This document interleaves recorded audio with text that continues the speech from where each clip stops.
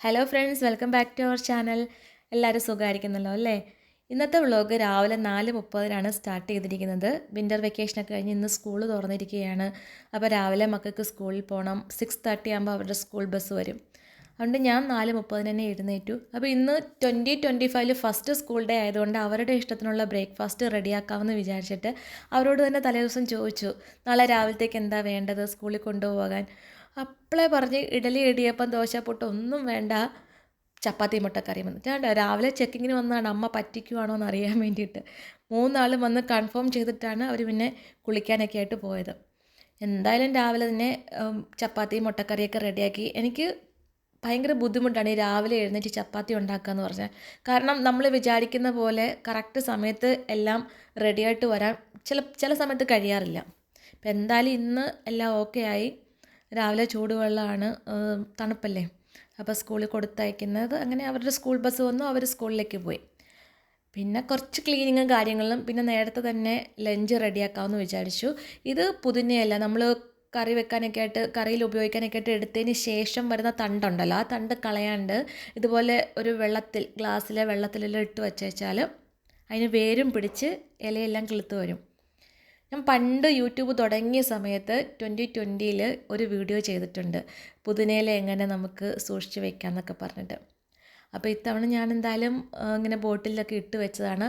നല്ല സൂപ്പറായിട്ട്, നല്ല ഭംഗിയാണ് കാണാനായിട്ട്. ആ സൺലൈറ്റിൽ ഇങ്ങനെ ഈ ഗ്രീൻ നിൽക്കുന്ന കാണാൻ നല്ല, എന്താ പറയുക, ഞാനിപ്പോൾ ഒറ്റയ്ക്കേ ഉള്ളൂ, മക്കളൊക്കെ സ്കൂളിൽ പോയി.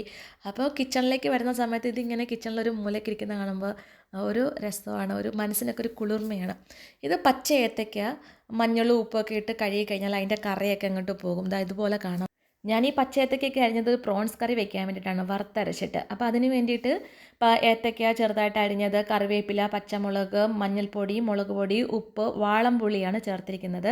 വാളംപുളിയും ആവശ്യത്തിന് വെള്ളം കൂടെ ഒഴിച്ചിട്ട് നന്നായിട്ടൊന്ന് വേവിച്ചെടുക്കണം ഈ ഏത്തയ്ക്ക വെന്ത് കഴിയുമ്പോൾ വേണം നമ്മൾ കഴുകി വൃത്തിയാക്കി വെച്ചിരിക്കുന്ന പ്രോൺസും കൂടെ ഇട്ട് കൊടുത്ത് വേവിക്കാനായിട്ട് വെക്കണം. ആ സമയത്ത് തേങ്ങ വറുത്തെടുക്കണം. തേങ്ങ, കുറച്ച് ഇഞ്ചി, മുളക് പൊടി, മല്ലിപ്പൊടിയും കൂടെ ചേർത്ത് തേങ്ങ വറുത്തെടുത്തിട്ട് നന്നായിട്ട് അരച്ച് അതും കൂടെ ഇതിൻ്റെ കൂടെ ചേർത്ത് കൊടുക്കുക.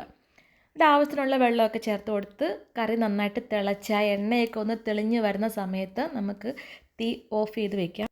ഇനി നമുക്ക് താളിച്ച് കൊടുക്കാം. അതിന് വേണ്ടിയിട്ട് വെളിച്ചെണ്ണയിൽ കടുക്, കറിവേപ്പില, വറ്റൽമുളകും കൂടെ ചേർത്ത് മൂപ്പിച്ചിട്ട് ചേർത്ത് കൊടുത്തു. ചോറിൻ്റെ കൂടെ നല്ല ടേസ്റ്റ് ഉണ്ടായിരുന്നു. എനിക്ക് തോന്നുന്നു അപ്പത്തിൻ്റെ കൂടെയൊക്കെ കഴിക്കാൻ അടിപൊളിയായിരിക്കും. ഉറപ്പായിട്ടൊന്ന് ട്രൈ ചെയ്ത് നോക്കണേ.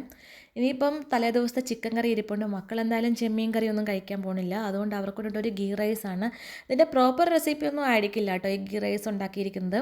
ഞാൻ എൻ്റെതായ രീതിയിൽ കുറച്ച് നെയ്യൊക്കെ കൂടുതൽ ചേർത്ത് ക്യാഷ്യൂ ഒക്കെ ഇട്ടിട്ടുള്ള ഒരു ഗീ റൈസാണ്.